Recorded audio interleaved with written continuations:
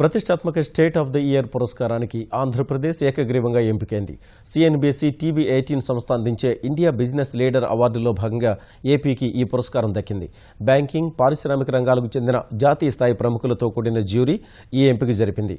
పురస్కార ప్రదానం మార్చి 23ను జరగనుంది. పురస్కార ప్రదానోత్సవంలో పాల్గొనాలని ముఖ్యమంత్రి చంద్రబాబు నాయుడిని ఆహ్వానించారు. వివిధ రంగాల్లో సాధించిన విజయాలను పరిగణలోకి తీసుకుని ప్రభుత్వాలకు, సంస్థలకు, వ్యక్తులకు సిఎన్బిసి టీవీ18 సంస్థ ఏటా పురస్కారాలు అందజేస్తోంది. ఈ ఏడాది ఆంధ్రప్రదేశ్ ఈ అవార్డుకు ఎంపికైంది. వివిధ రంగాలలో వినూత్న ఆలోచనలతో ముందుకెళుతూ ఆంధ్రప్రదేశ్ ఇప్పటికే మిగిలిన రాష్ట్రాలకు ఒక ఉత్తమ నమూనాగా నిలిచింది. ఇంధన రంగంలో పలు జాతీయ పురస్కారాలను అందుకుంది. దేశంలో వ్యాపార అనుకూల రాష్ట్రాలలో ఆంధ్రప్రదేశ్ నెంబర్ 1 అని ప్రపంచ బ్యాంక్ రేటింగ్ ఇచ్చింది. విద్యుత్ ఆదాలో దేశానికే రాష్ట్రం నమూనాగా నిలిచింది.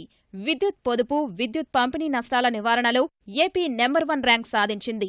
సైబర్ నేరాల అదుపునకు బ్లాక్ టెక్నాలజీ వినియోగంలో ప్రథమ స్థానంలో ఉంది.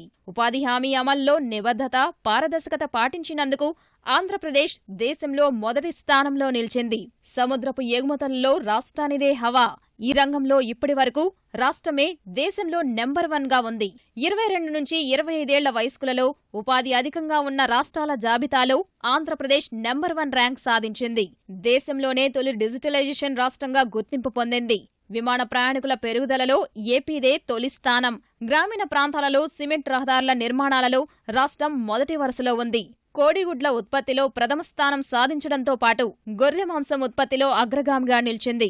బ్రాయిలర్ కోడి మాంసంలో రాష్ట్రానిదే సింహభాగం. కోడి మాంసం అత్యధికంగా ఉత్పత్తి చేస్తున్న రాష్ట్రంగా ఏపీ ఏళ్ల తరబడి అగ్రస్థానంలో కొనసాగుతోంది. ఇక మిర్చి, పసుపు, మామిడి, బొప్పాయి, నిమ్మ, టొమాటో, ఆయిల్ పామ్ పంటల ఉత్పత్తిలో దేశంలోనే ఆంధ్రప్రదేశ్ ప్రథమ స్థానంలో ఉంది. పురస్కారాల జ్యూరీలో HDFC CMD Aditya Puri, SBI CMD Arundhati Bhattacharya, KKR సంస్థ సీఈఓ సంజయ్ నాయర్, ప్రసిద్ధ కార్పొరేట్ న్యాయవాది సైరిల్ ష్రోఫ్, ఈఎన్వై సంస్థ చైర్మన్ రాజీవ్ మెమని తదితరులు ఉన్నారు.